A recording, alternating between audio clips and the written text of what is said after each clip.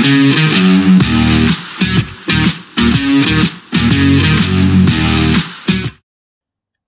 welcome back to the Supercoach Nuff channel. In this video we're going to review the NFL fantasy for week 14 and I guess looking at the Sportsdeck Dream Team in particular.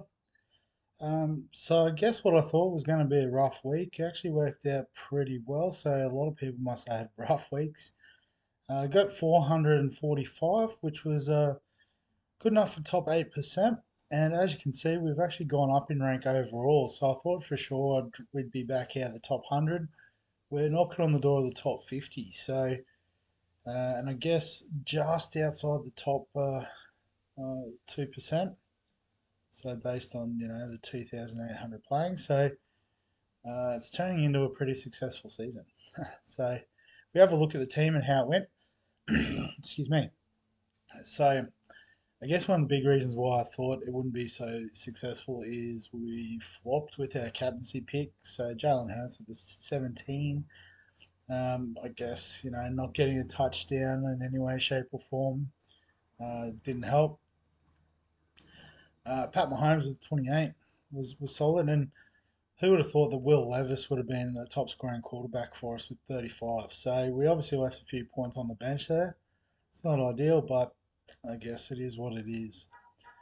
Our running backs were solid though. McCaffrey with the 31. That's below average, but you'd take 30 from pretty much every other running back.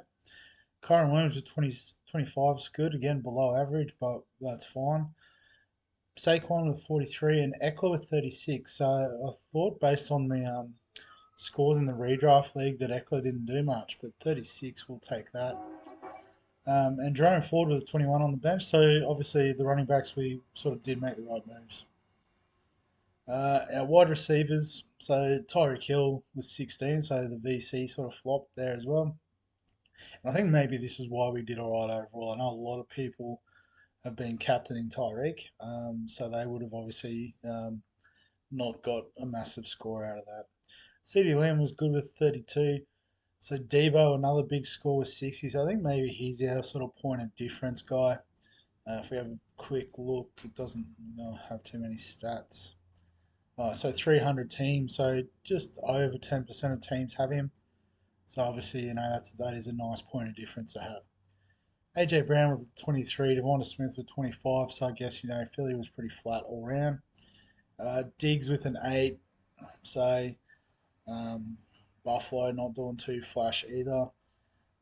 Keenan Allen with a 19, Zay Flowers with 34. We could have definitely used those scores on field. Travis Kelce with the 22, Laporta with a 6. So better than a DNP, I suppose. But, they've done a solid all season, so I can't begrudge that. Aubrey with 44 was massive. I'd imagine he'd be one of the high scoring kickers this week. So definitely a great move to play him over Moody. And once again, the Bears defense outscoring the Cowboys. So in a game that I didn't think Philadelphia did that well, but obviously the Bears did better. So that's fine. Not much in it. And yeah, so we'll have a bit of a look through the results. Excuse me. So in the Nuffs League, we beat Son of Brady. So Josh Allen as captain was solid. But yeah, like I said, Debo, nice pod. Saquon as well. Justin Herbert flopping again. Probably hurt. Mike Evans not doing much. No, he's been a popular pick. So yeah, maybe just a couple of picks went our way this week. Wacko Jacko did enough. So again, Josh Allen as captain. Excuse me. Dropping Dimes, probably the highest scorer with 466 this week. So Raheem Mostert, yeah, that's a good pickup. Cooper Cup went well this week. Good to see. Yeah, I guess being out of my redraft league playoff, I sort of have dropped off a bit in terms of following the scores too closely. So when I am surprised by Cooper Cup doing well, it's because I haven't actually looked at the scores. We'll just have a quick look through the games again. So what I thought would be a pretty ugly game turned out to not be the ugliest game of the week. Um, Zeke doing the job with 46. Trubisky coming in and 43 is solid. He wouldn't be bottom dollar though, so not worth getting. Bailey Zapp might be one. Well, he's played a few games now. I guess a lot of those ones would have been just coming in at the end when the game is done. But yeah, you can see he's already shot up in price a bit. Started at 8.4. There you go. He must have played a bit last year that I didn't remember. But it dropped down. So there's probably a bit of value there if you are looking to cash out on your cheapy QB, but have a backup in case of emergency. But probably, you got to be doing well with trades to pull off something like that. Excuse me. Dry throat this morning. Desmond Ritter scoring well with 52 as Tampa actually won. So Rashad White's been good again. Mayfield solid. Drake London good. So yeah, based on these points, you would have thought that Atlanta won, but I guess nice all round scoring there, except for obviously Mike Evans being a bit of a weak point. Baltimore and the Rams high scoring game, so yeah, Stafford and Cup scoring well for the Rams. Lamar was awesome for Baltimore, so I guess a really nice point of difference for the back end of the season. Likely is probably one that I missed discussing about as a tight end option, obviously replacing Mark Andrews. So it looks like it's very like for like sort of replacement. What's his price? So yeah, I guess that's his probably his spike game. So you could get on, but I guess we'd have to check Mark Andrews' availability. Chicago, Detroit, not doing the glitchy thing where it changes over the next week. Maybe because I'm doing this earlier in the day. But Justin Fields and DJ Moore combined well, along with the defense, to get one over Detroit. Jameer Gibbs was good for Detroit, I suppose. But I guess I don't know the other sort of usual suspects, St. Brown, Laporta, a little bit flat. The Bengals, so Jake Browning's been going really good. We might have been a bit quick to jump off Chase, even though he flopped this week. But in saying that, I'm pretty happy with our wide receiver room at the moment, so can't complain too much. And Pittman Jr. and Minshew getting the job done for Indianapolis to a degree. Cleveland, Jacksonville, so Joku getting some love from Flacco by the look of it. So that's maybe Joku's a super pod for the back end of the season, only in 42 teams. Probably a bit expensive at 8 mil. But maybe if he's on your waiver wire in your draft leagues, I'd have a serious look at him based on that. Evan Ingram's finally come good for Jacksonville. Trevor Lawrence solid. ETN solid. So yeah, Ingram might. He's usually taken somewhere in your league, but if he's available, get on. So the Jets probably an upset against Houston. Brees Hall killing it. Zach Wilson's back. So yeah, don't think we want to even tempt going there. So Wilson was okay. Zerline kicking goals literally, and not much to talk about on the Houston side of things. New Orleans, Carolina. So the defense doing the business. 42 points, top scoring. Kamara and Hubbard. So it looks like maybe just a bit of a running festival. Anyone score points here? So the defense is top scoring, obviously, for both Minnesota and Vegas. No attack at all. There was a single field goal. I think with 2 minutes to go, would have been a bludger of a match to watch. What do we got? San Fran, Seattle. So Debo, we've talked about. Purdy, good. McCaffrey's solid. Drew Lock was playing quarterback, so Gino must have missed. Actually, I do remember mate who's got Gino talking about that. So, see, I don't know, 6.8. Probably not worth worrying about. Yeah, so a -2 in the average. So we weren't stressed about that, even if Gino's out for the rest of the year, which I don't think he is. So Buffalo getting the win over Kansas. So who scored the points? James Cook, Josh Allen, solid as ever. And that's literally it. So James Cook must have scored a couple of tutties, is what I can gather from that, because yeah, my boy Gabe Davis duck egged. I was a bit filthy on that. Played him in my redraft league this week. Never again. Sorry, I didn't even talk about Kansas City. Rashi Rice top scoring, so being a solid cheapie, I think. What's he up to now? 10 mil. So yeah, if you had him from the start, he's made 7.6 mil, and he's gone up in price. So might be sort of peaked now. Given that 41 will drop out of his average, but still solid. It seems like out of all of them, he probably is wide receiver one. I don't know if that's on the official depth chart, but he does seem to get the sort of highest workload after Kelsey in the passing game. Denver Chargers, so Javonte Williams and Russell Wilson scoring well. Austin Eckler, as I said, I thought he scored less than 10 in my redraft league, so I don't know how he's accumulated 36 points, but we'll take it. On that, don't think there's really too much to note. So yeah, Dallas too good for the Eagles, who are starting to falter a bit. So yeah, Aubrey top scoring those, which suggests that maybe there was a fair bit of defense. The Eagles defense scoring 20 points, but obviously a couple of touchdowns sprinkled in there. Pollard still solid but underperforming. Dowdle must have done all right again.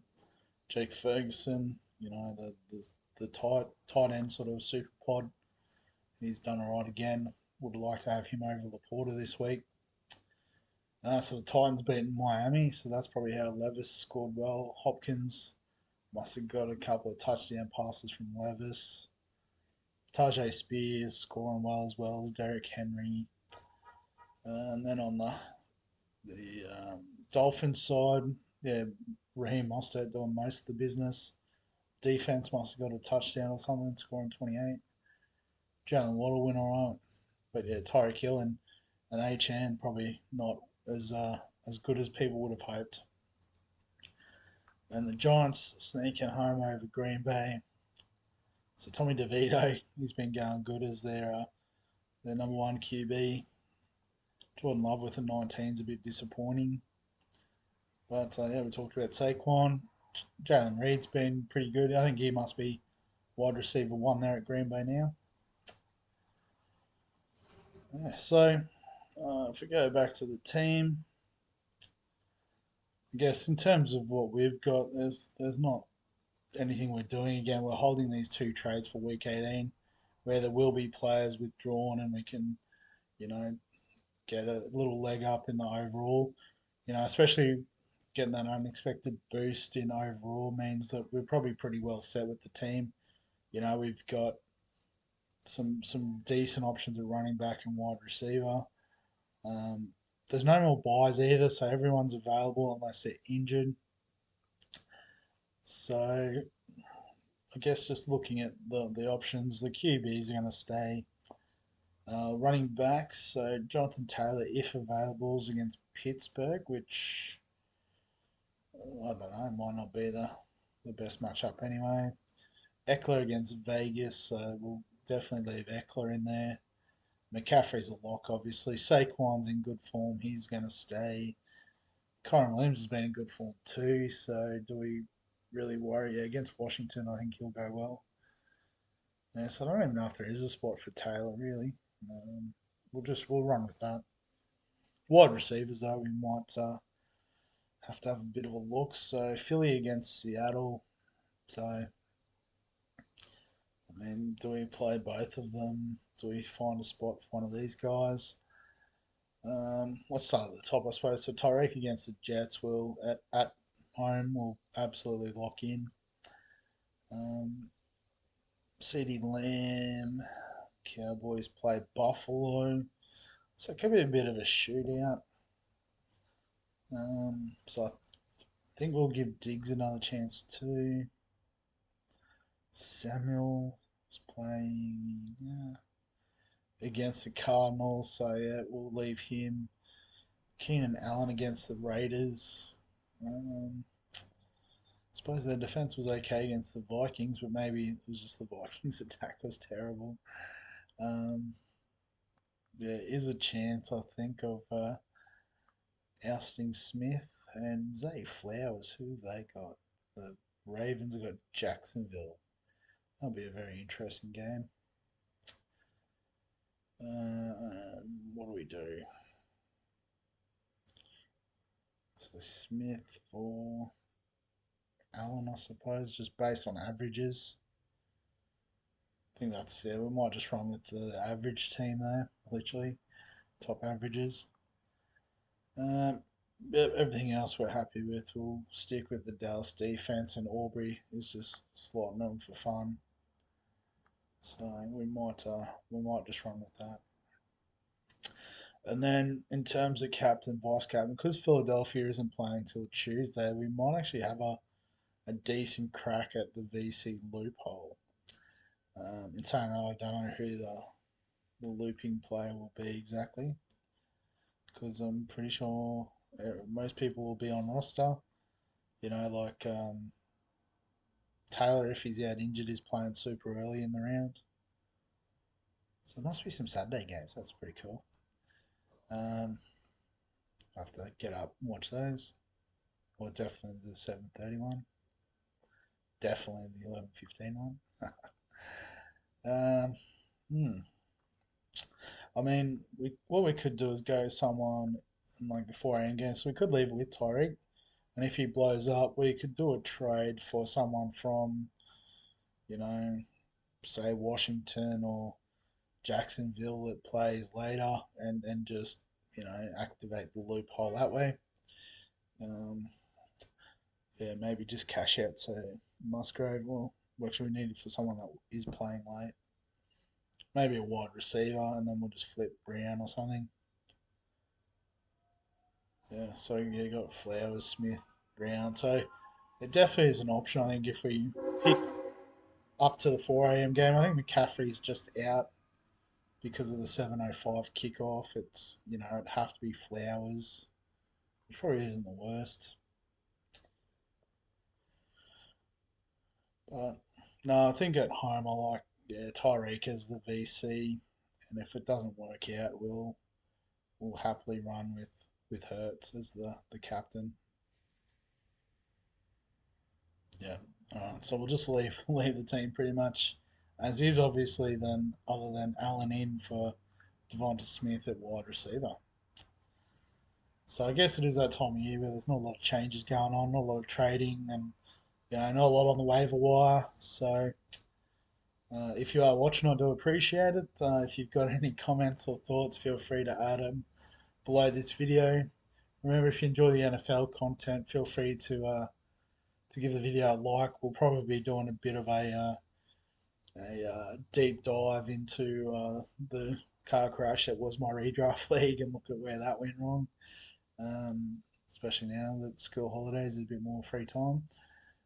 But yeah, if you enjoy all the fantasy content, remember to subscribe to the channel. We've got the EPL, NBL, Big Bash, obviously NFL.